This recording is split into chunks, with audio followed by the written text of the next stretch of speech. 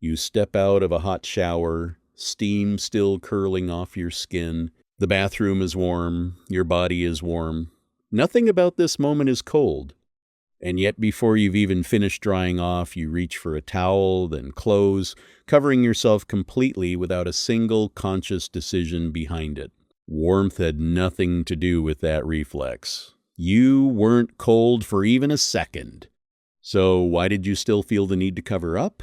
That instinct runs so deep, you've probably never once stopped to question where it actually came from. The honest answer isn't sitting in a history book, and it definitely isn't written on any surviving scrap of ancient fabric. Cloth doesn't survive that long. It rots, frays, and crumbles away within decades, long before it ever has a chance to fossilize the way bone or stone can. For most of human history, this left one of the most basic facts about being human completely unprovable. When did people first start covering their bodies? For decades, nobody could say, until somebody realized the proof was still alive, not preserved in a museum. Crawling on human skin, right now, in a parasite most people spend their whole life trying to kill. Lice. 2 different kinds live on your body. One stays exclusively on your scalp, tangled in your hair, feeding on you exactly the way its ancestors have for millions of years. The other lives almost entirely inside your clothing, hiding in seams and fibers, laying its eggs directly onto fabric instead of hair, and only slipping onto bare skin briefly to feed. Look at them side by side and they seem nearly identical. Genetically, though, they're cousins that split apart from one shared ancestor at some point in the past. Here's the part that matters. The clothing-dwelling louse cannot survive without clothing. It isn't adapted to bare skin, and it isn't adapted to hair. It needs fabric the way a fish needs water, and without it, an entire population collapses within days. Which means this parasite couldn't have branched off on its own until humans were wearing clothes often enough, consistently enough, for that brand new habitat to exist in the first place. A parasite, without meaning to, became a witness to human history. If scientists could measure exactly when the clothing louse split away from the head louse, they would also be measuring exactly when clothing itself was invented.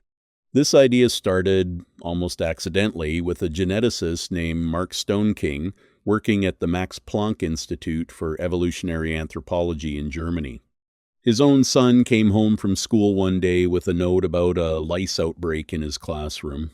Most parents feel nothing but dread reading a note like that. Stoneking felt curiosity instead. What if a lice outbreak wasn't just an inconvenience? What if it was a clock, quietly keeping time?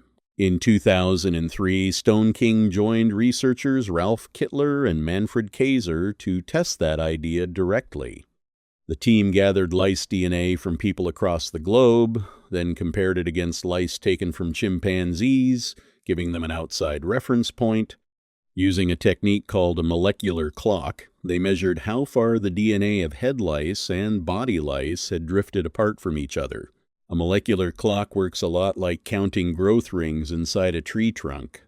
DNA accumulates small changes at a fairly steady pace over time, one tiny mutation at a time, the same way a tree adds roughly 1 ring per year. Count the rings, and you can work out the tree's age. Measure the genetic distance instead, and you can work out how long ago 2 related things split from a shared ancestor. The team's calculation landed on a number, roughly 107,000 years ago, which meant clothing itself was likely invented somewhere around that same window of time. That number lined up neatly with something researchers already suspected. Around that period, modern humans were beginning to push north out of Africa's warmth and into far colder regions of Europe and Asia. The story practically wrote itself. New climate, new problem, new invention. Cold weather forces a solution, and the solution is clothing. For years, that explanation felt complete, but was it actually correct? In 2011, a different team decided to test it again, using sharper tools. Melissa Toops, Andrew Kitchen, and Jessica Light, working with David Reed at the Florida Museum of Natural History, wanted more than a single fragment of DNA to work from.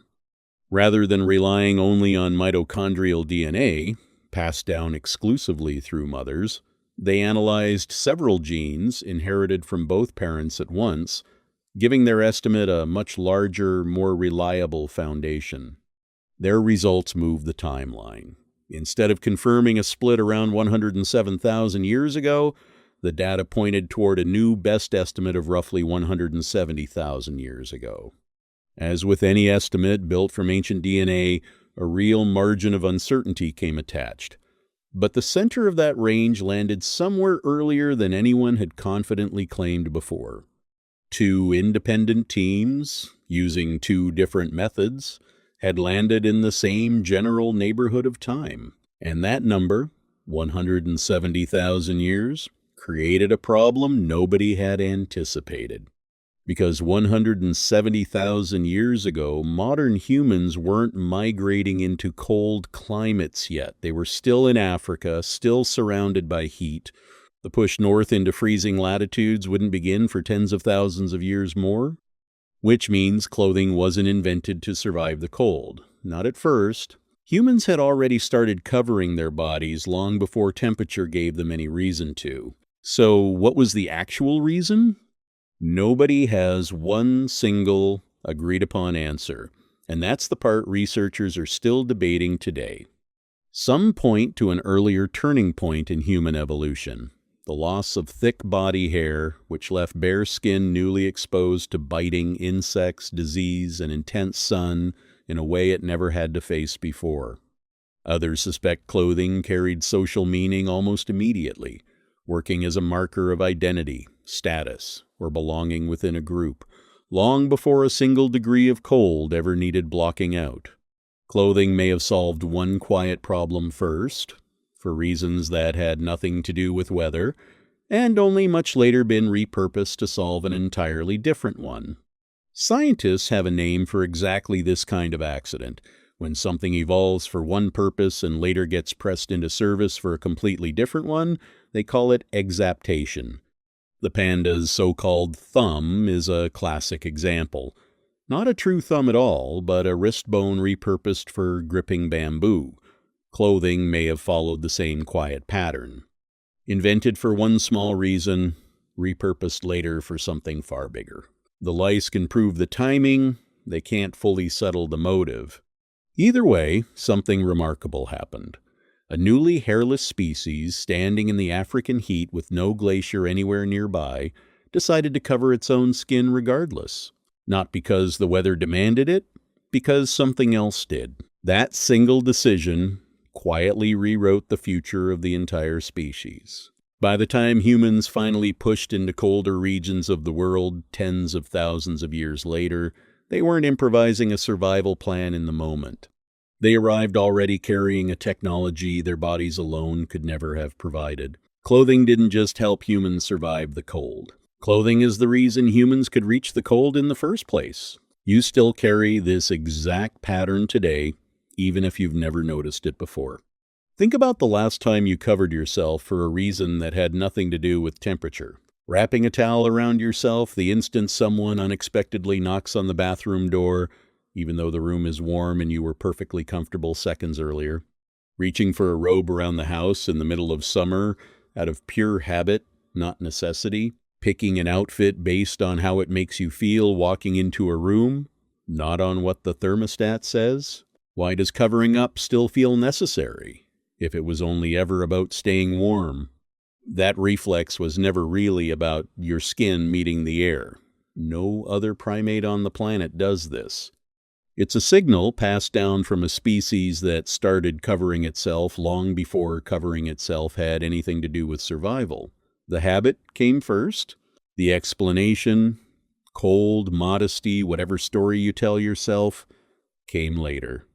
Tomorrow, you'll step out of a hot shower again, reach for a towel you don't actually need for warmth, and never think twice about it. Now, you know that reflex is 170,000 years older than the water heater, older than the bathroom, older than warmth, ever having anything to do with it at all.